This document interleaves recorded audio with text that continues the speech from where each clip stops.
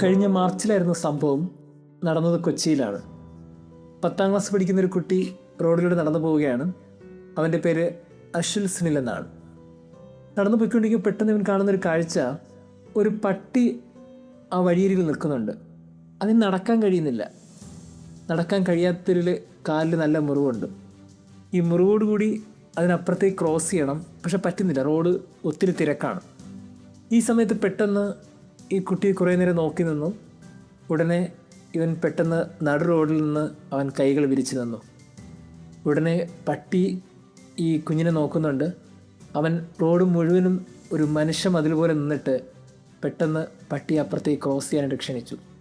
കുറേ അധികം സമയം ഈ കാല് സുഖമില്ലാത്ത, വളരെ വേദനയോടുകൂടി എങ്ങനെ റോഡ് ക്രോസ് ചെയ്ത് നോക്കി നിന്ന ഈ പട്ടി ഉടൻ തന്നെ ഇവൻ്റെ ഇൻവിറ്റേഷൻ കണ്ട് റോഡ് ക്രോസ് ചെയ്തു.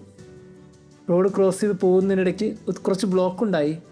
പക്ഷേ ആ ബ്ലോക്കിന് ശേഷം അവിടെ വെയിറ്റ് ചെയ്യുന്ന മനുഷ്യരെല്ലാവരും ഉടനെ ഒന്ന് കൈയടിച്ചു.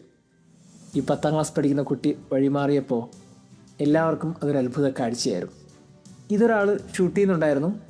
ആ ഷൂട്ട് ചെയ്ത വീഡിയോ പിന്നീട് വൈറലായപ്പോൾ ആ റോഡിൽ കണ്ടവർ മാത്രമല്ല, സോഷ്യൽ മീഡിയ മുഴുവനും ഈ കുട്ടിക്ക് വേണ്ടി കൈയടിച്ചു.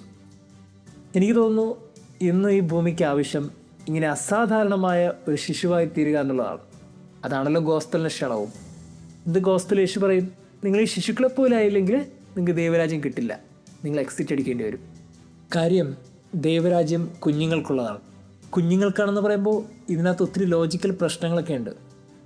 മുതിർന്ന ഒരാളാണെങ്കിൽ ഈ പട്ടിക്ക് വേണ്ടി റോഡ് ക്രോസ് ചെയ്യാൻ സഹായിക്കുമോ?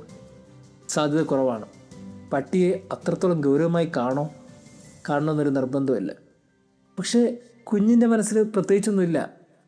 ഒരു 10ാം ക്ലാസ് പഠിക്കുന്നൊരു കുട്ടിക്ക് അവൻ ഈ പട്ടിയുടെ വേദന മാത്രം അറിഞ്ഞാൽ മതി. ഈ റോഡുണ്ടാക്കാൻ പോകുന്ന ഒരു ബ്ലോക്കിനെ കുറിച്ചോ പിന്നീട് കേൾക്കാൻ പോകുന്ന മോശം വാക്കുകളെക്കുറിച്ചോ അവൻ ചിന്തിച്ചില്ല. അവൻ അങ്ങോട്ടും ഇങ്ങോട്ടും നോക്കാതെ ഈ പട്ടിയെ മാത്രം നോക്കി അവൻ റോഡ് ക്രോസ് ചെയ്യാൻ സഹായിച്ചു. ഇങ്ങനെ ലോജിക്കില്ലാതെ അസാധാരണമായി ഒരു കരുണ കാണിക്കാനുള്ള ക്ഷണമാണ് ദ ഗോസ്പൽ. അതാണ് യേശുവും പറയുന്നത്, നിങ്ങൾ എണ്ണം നോക്കരുത്, എണ്ണം നോക്കാതെ നിങ്ങൾ കരുണ കാണിക്കാം. തൊട്ട് താഴെ യേശു പറയുന്നത് അതല്ലേ, 100 ആടുകളുണ്ട്, പക്ഷേ അതിലൊന്നിനെ നഷ്ടപ്പെടുമ്പോൾ ആ ഒന്നിനാണ് കരുണ ആവശ്യം, ഒന്നിനാണ് ഒരാൾ തേടിപ്പോകേണ്ടത്. എല്ലാവരും തേടിപ്പോകേണ്ട ആവശ്യമില്ലല്ലോ. ഇങ്ങനെ ഏതോ ഒന്നിന് വേദനിക്കുന്നുണ്ടെന്നും ഏതോ ഒന്നിന് കരുണ ആവശ്യമുണ്ടെന്നും ഏതോ ഒന്നിന് കുറച്ചും കൂടി സ്നേഹവും പരിഗണനയും ആവശ്യമുണ്ടെന്നറിയുമ്പോൾ അയാൾക്ക് വേണ്ടി നിങ്ങളെടുക്കുന്ന ത്യാഗത്തിൻ്റെയും റിസ്കിൻ്റെയും കണക്കിലാണ് നിങ്ങൾ എത്രത്തോളം വലിയ മനുഷ്യരാണെന്നും ദൈവരാജ്യത്തിന് യോഗ്യരാണോ എന്നുള്ള ചോദ്യത്തിനും ഉത്തരം നൽകുന്നത്.